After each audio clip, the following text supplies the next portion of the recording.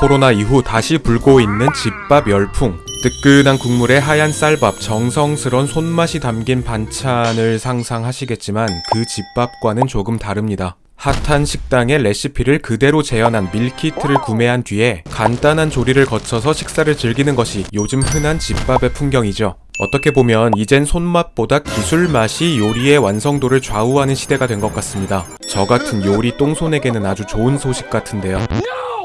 더 미래에는 사람이 요리 자체를 할 필요가 없어질 수도 있겠죠. 이마트와 교양만두의 합작 시리즈 음식과 인간의 미래 4탄, 이번 편은 요리의 미래입니다. 최근 우리가 자주 먹는 가정 간편식은 지금까지 4번의 진화를 거쳐왔습니다. 국내 가정 간편식의 원조는 바로 우리가 잘 아는 3분 카레. 1981년 당시 카레는 수요는 있었지만 요리 과정이 번거로운 탓에 식탁에 올리기 쉽지 않은 음식이었습니다. 전자레인지나 냄비에 잠깐 끓이면 바로 먹을 수 있는 3분 카레의 출현은 거의 혁명과 같았죠. 3분 카레는 출시 첫 해에만 무려 400만 개 정도가 판매됐고요. 연이어 출시된 짜장, 햄버거, 미트볼 등 3분 시리즈가 폭발적인 인기를 끌면서 간편식은 그 시절 엄마가 없을 때도 아이들이 간단히 해먹을 수 있는 요리로 보편화되기 시작합니다. 3분 시리즈부터 즉석밥까지의 1세대 이후에는 조금 더 신선함을 강조한 2세대가 옵니다. 냉장 면 요리와 냉장죽, 내용물이 더 풍성해진 냉동 만두를 앞세우면서 기존에 비해 조금 더 식사에 가까운 간편식을 만들어냈죠. 3세대는 컵반, 국, 반찬, 찌개가 나오면서 메뉴가 다변화됩니다. 그리고 밀키트를 대표로 하는 지금의 4세대로 넘어오면서 편의성뿐만 아니라 맛과 영양, 고급화까지 더해졌죠. 한 끼 때우는 용도였던 간편식은 세대를 거듭할수록 완벽한 식사의 모습을 갖춰왔습니다. 일상에서 요리에 할애되는 시간이 줄면서 많은 사람이 간편식을 찾게 됐지만 건강과 맛에 대한 욕구는 더 커졌기 때문에 간편식도 그에 맞게 변화해 온 거죠. 이러한 흐름은 주방 가전에서도 발견됩니다. 기름이 많이 튀고 냄새가 심한 튀김 요리를 간편하게 조리할 수 있는 에어프라이어. 간단한 버튼 조작만으로 바리스타의 진한 커피 맛을 즐길 수 있는 가정용 커피 머신. 캡슐과 물을 넣고 조작만 하면 발효, 숙성, 보관까지 자동으로 이루어지는 수제 맥주 제조기 등 요리에서 보조적인 기능을 했던 주방 가전들이 간편화되고 고성능화되면서 전문가가 있는 매장에 방문하지 않아도 누구나 집에서 손쉽게 고퀄의 음식을 해먹을 수 있는 시대가 된 겁니다. 요즘 인터넷에 쉬운 레시피를 공유해주시는 1타 요리 강사님들이 참 많죠. 근데 아무리 따라 해봐도 그 맛과 모양이 잘 안 나옵니다.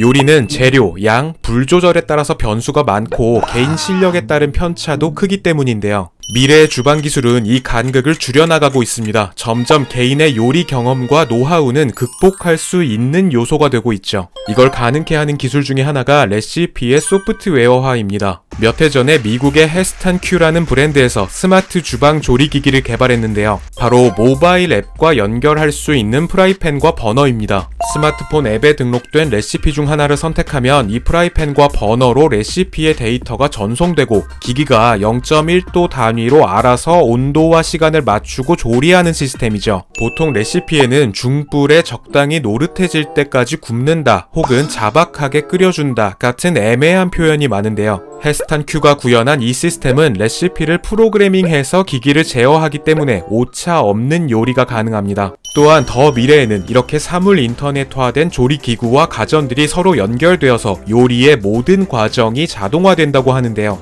해당 기술은 국내에서도 상당 부분 진척되어 있습니다. 국내 가전기업 탑티어인 두 회사는 스마트 냉장고를 출시했죠.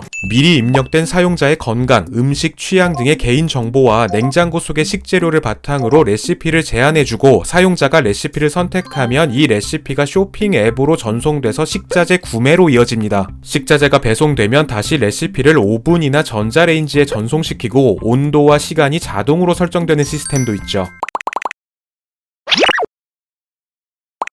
요리는 서서히 사람의 손을 벗어나고 있습니다. 이젠 로봇 요리사까지 등장했죠. 샌프란시스코에는 100% 로봇표 수제 햄버거집이 있는데요. 고객에게 주문을 받으면 로봇이 빵에 버터를 바르고 각종 소스를 밀리그램 단위로 계량해서 뿌린 뒤에 야채를 잘라서 얹고 취향껏 구운 고기 패티를 올려서 완성품을 내놓습니다. 주문 또한 키오스크로 이루어지기 때문에 사람에게 주문할 때는 왠지 미안해서 요청하지 못했던 세세한 취향들을 마음껏 반영해서 주문할 주문할 수 있죠. 또 균일한 퀄리티가 보장되기 때문에 고기 패티가 탄다거나 야채가 덜 들어갔다거나 하는 우려를 할 필요도 없습니다. 게다가 노동력 절감으로 다른 식당보다 저렴한 가격으로 햄버거를 즐길 수 있다는 장점도 있죠.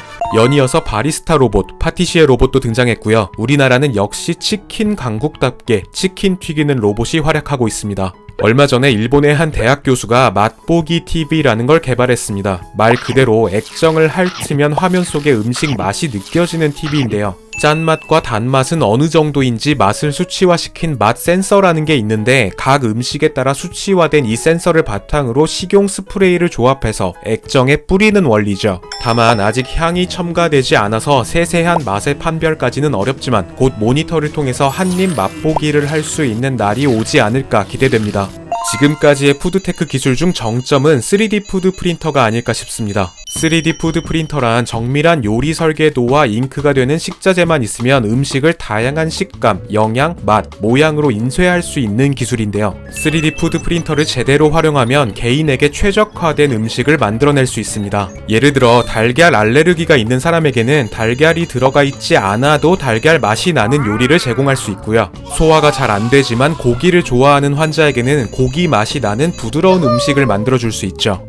2013년 나사는 3D 푸드 프린터로 유통기한 30년짜리 우주인용 피자를 만들어내기도 했습니다. 3D 푸드 프린터는 친환경적으로도 도움이 됩니다. 앞서 살펴봤다시피 대체육 생산이 가능하고요. 버려지는 음식물을 재활용해서 새로운 요리를 만들어낼 수도 있죠. 비용과 기술적인 문제로 아직 상용화되지는 못했지만 머지않아 3D 푸드 프린터가 전자레인지처럼 각 가정에 한 대씩 놓이는 날이 올 거라고 전문가들은 예측하고 있습니다. 물론 요리가 기술의 영역으로 넘어가면서 생기는 문제점들도 있죠. 일단 식사는 인간이 매일 하는 행위인데 요리를 지나치게 기술에 의존함으로써 인간이 주체성을 상실해지고 나태해지는 게 아니냐는 철학적인 우려도 있고요. 기계가 인력을 대체해서 일자리가 줄어든다는 점, 또한 대부분의 기술에는 빅데이터 정보가 활용되는데 개인정보 유출 문제와 더불어서 불명확한 정보가 포함될 수 있다는 문제도 있습니다. 이러한 문제들은 분명히 앞으로 해결해야 될 과제들이죠.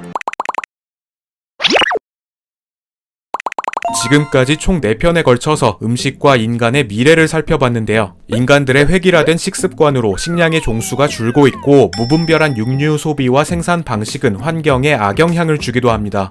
식량 위기는 분명히 생각보다 빠르게 다가오고 있죠. 하지만 우리 인간들도 이 위기를 두고 보고 있지만은 않습니다. 대체 육류를 개발 중이며 다양한 식재료를 활용해 사람들의 입맛을 만족시키는 요리법을 고안해내고 있죠. 또한 우리는 점점 요리라는 노동에서 벗어나서 누구나 쉽게 맛있는 음식을 즐길 수 있도록 변해가고 있습니다. 이대로라면 요리가 나중에는 취미나 예술의 영역으로 들어갈 수도 있겠죠. 그리고 이 모든 고민은 푸드테크라는 분야 안에서 이루어지고 있습니다. 우리가 앞으로 푸드테크에 더 관심을 갖고 지켜봐야 할 이유입니다. 이마트와 교양만두의 합작 시리즈는 여기까지입니다. 교양만두였습니다.